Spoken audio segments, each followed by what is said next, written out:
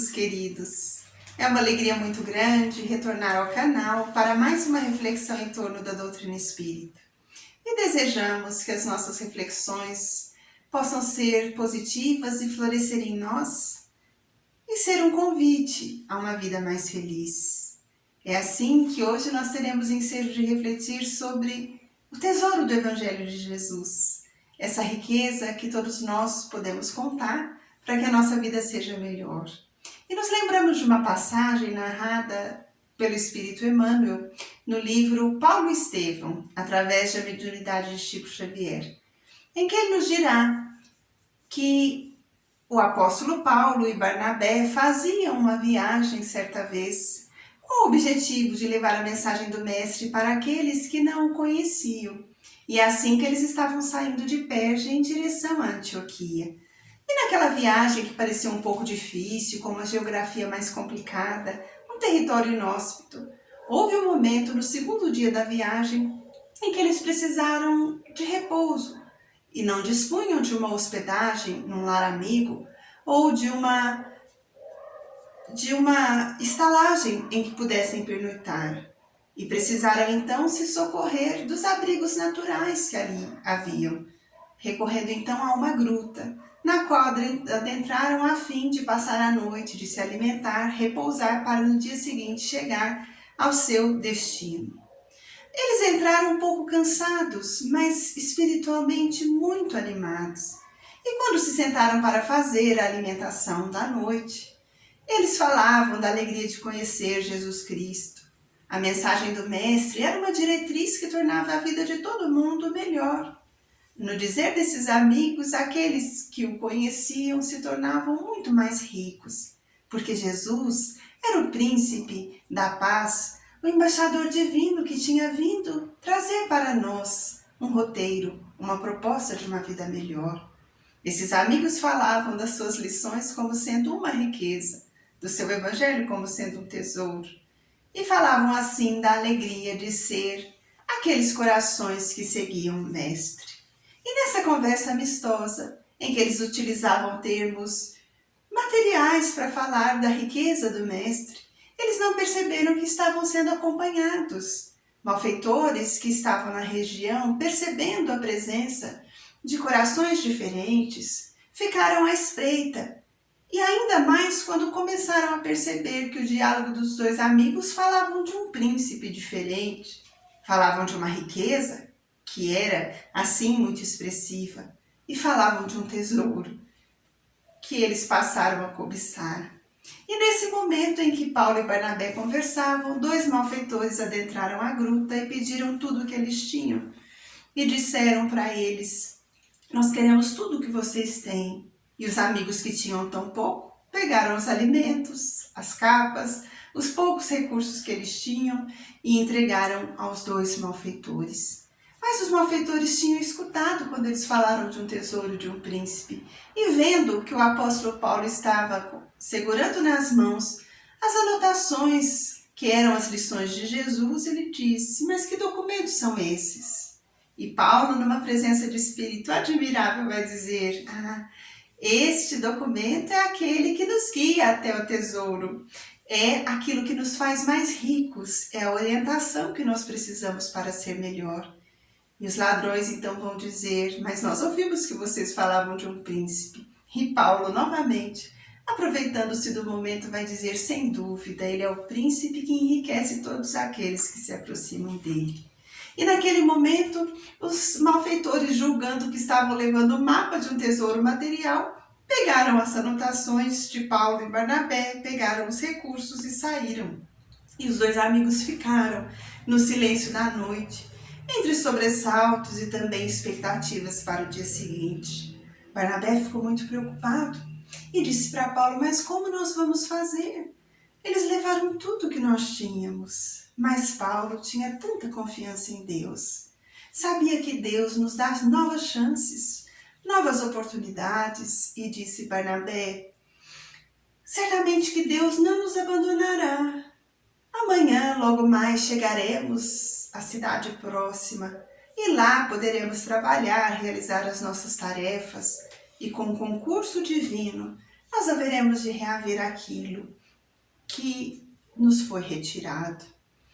Barnabé, então, se consolou na presença do amigo, os dois repousaram como foi possível. E no dia seguinte, quando estavam prestes a rumar de novo em direção à cidade para a qual se dirigiam, Paulo notou que Barnabé estava muito preocupado. O seu olhar tinha um quê de tristeza. Também a sua face demonstrava muita preocupação. E Paulo, que via aquele amigo tão generoso assim, numa hora tão difícil, aproximou-se dele e começou um diálogo. E Barnabé disse: Paulo, não me dói tanto que tenha sido levado de nós as coisas materiais que nós tínhamos. O pouco dinheiro, os alimentos, a capa que nos serviria para nos abrigar do frio. Mas o que me toca, o que me faz muito sofrer é que eles levaram as nossas anotações sobre Jesus. As lições de Jesus nos levaram à boa nova, o Evangelho do Mestre. Como é que nós faremos quando nós tivermos necessidade de ler de novo aquela mensagem, de receber aquela orientação ou aquela diretriz? Embora nós saibamos muita coisa de cor, há momentos na vida em que nós temos necessidade de ler de novo aquela fala para nos orientarmos com segurança.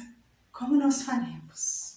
Mas nessa hora, o apóstolo Paulo, redobrando a parte da túnica que estava mais próxima do seu coração, ele retirou um pergaminho que ele trazia com todas as anotações do mestre. O Evangelho do Mestre estava ali.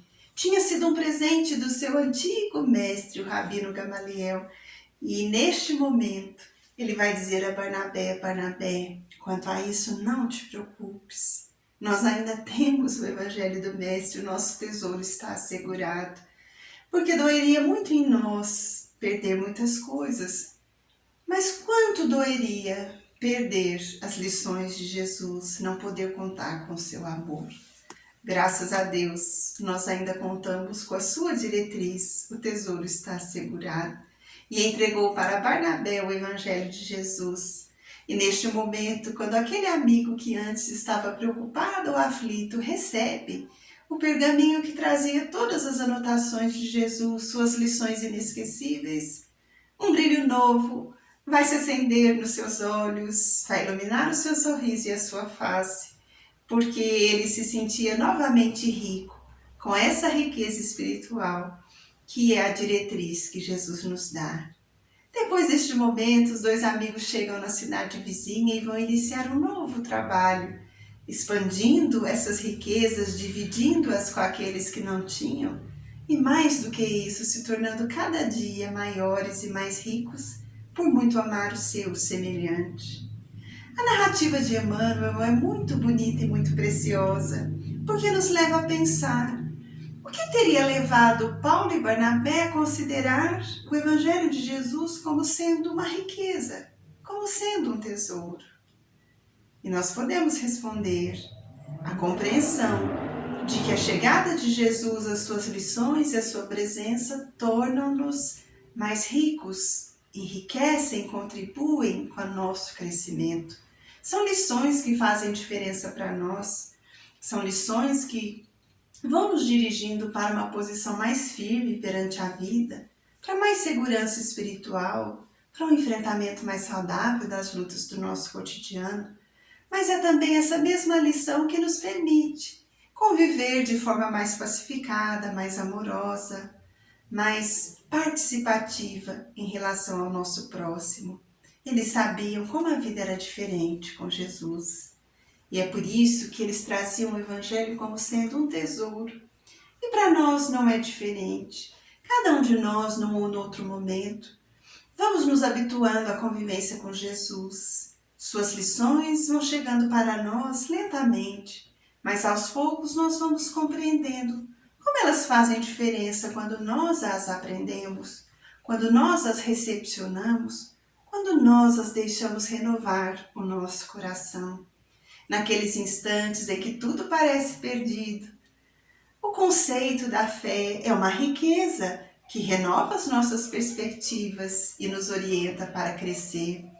Quando nós percebemos nos dias difíceis de convivência proposta do amor, é como aquela joia bem profunda que vem nos orientar e nos enriquecer para a convivência mais feliz com o nosso irmão.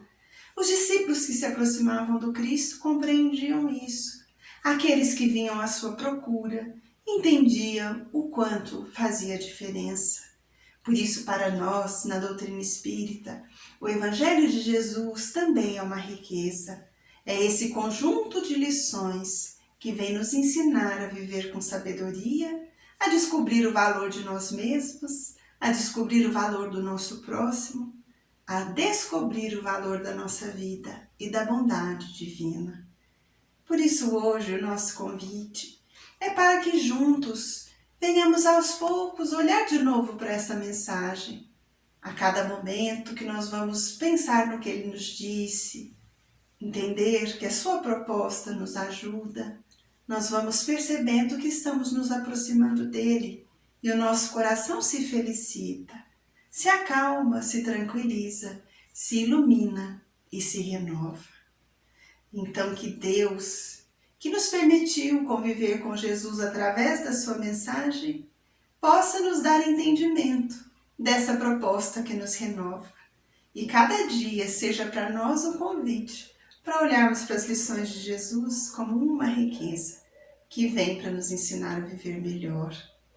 Desejamos que Deus possa guiar os seus passos, te fazer mais feliz, te orientar nas suas lutas para a vitória sobre elas e abrir os caminhos para aquilo que seja o melhor, mas que a cada dia, tanto você quanto eu, nós todos possamos sentir que por muito nos amar, Deus nos deu um tesouro que iria nos ajudar a ser felizes. Esse tesouro é o Evangelho de Jesus. Por isso a doutrina espírita nos apresenta Jesus como sendo modelo e guia. Nós vamos ver em O Livro dos Espíritos uma questão em que Allan Kardec perguntou aos bons espíritos qual o ser mais perfeito que Deus teria oferecido ao homem para lhe servir de guia e modelo. Questão 625 do Livro dos Espíritos. E os benfeitores responderam: vede Jesus. E Allan Kardec vai nos dizer: Jesus é para nós, a humanidade, a figura mais perfeita, o modelo, porque ele reunia em si todas essas características do amor, do entendimento, da bondade e da paz. E toda a sua proposta, assim como toda a sua vida, vem para contribuir com o nosso crescimento. Assim, Allan Kardec nos explica: Jesus é modelo e é guia. Alguém poderia perguntar, mas o que quer dizer modelo? É a referência de segurança. Quando precisamos saber como agir, nós vamos nos inspirar no nosso modelo, vamos aprender com ele a arte de agir. E guia é aquele que sabe tão bem as peculiaridades do caminho, conhece com tanta segurança, que pode nos orientar para nós chegarmos de forma satisfatória onde precisamos ir. Então, nas horas das nossas dificuldades, poderemos olhar para o nosso modelo para aprender com ele a arte de viver melhor. E nos instantes em que precisamos de uma diretriz, é esse guia que vai orientar os nossos passos. Assim, queridos amigos, nós agradecemos a atenção deste momento e desejamos que em todos os dias da nossa vida, Deus enriqueça o nosso coração de paz e de sabedoria e que nós possamos ter uma certeza: entre todas as riquezas que nós temos, nós também temos o tesouro do Evangelho de Jesus. Muito obrigada por sua atenção e até um outro dia, se Deus quiser.